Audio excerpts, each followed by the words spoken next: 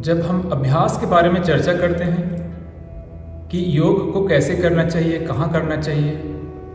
और जब हम ये कहते हैं कि योग जीवन जीने की शैली है, तो हम उसे केवल आसन, प्राणायाम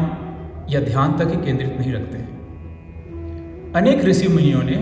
योग की परिभाषा को अलग अलग तरीके से बताया गया है और अलग अलग उसको करने की विधि बनाई गई है।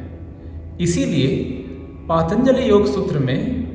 महर्षि पातंजलि ने यम और नियम से योग को शुरू करने का निर्देश दिया गया है। आप इसको इस माध्यम से समझिए कि जैसे एक किसान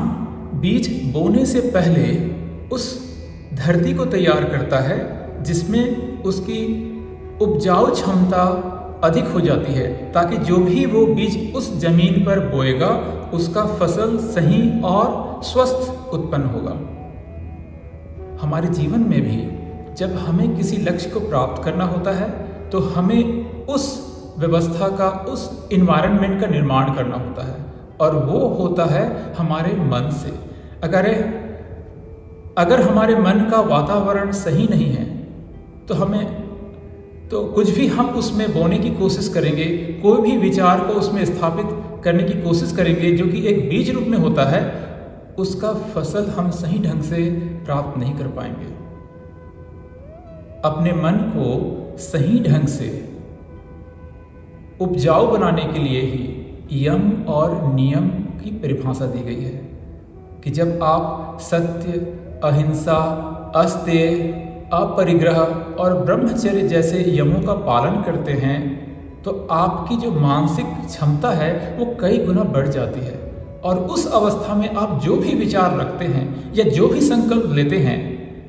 वो निश्चित रूप से पूर्ण होता है। अब कहें तो नियम की बारी। नियम जो है हमारे आसपास के वातावरण को शुद्ध करता है, सात्विक बनाता है, ताकि जो भी बीज का अंकुरण हमारे मन से उत्पन्न हो रहा है वो सही तरीके से पोषित हो सके, सुरक्षित हो सके। इसीलिए शौच, संतोष, तप, स्वाध्याय एवं ईश्वर प्रणिधान को करने को कहा गया है। जब हम इस तरीके से अपने जीवन को सही उपजाऊ बनाने का प्रयास करते हैं, तब जाकर के हम जब आसन, प्राणायाम, प्रत्याहार या धारणा या ध्यान जैसी अभ्यासों को करते हैं, तभी जाकर के हम उस शांति को प्राप्त करते हैं, उस संतुलन को प्राप्त करते हैं जिसका हम सभी को आज के समय में आवश्यक है।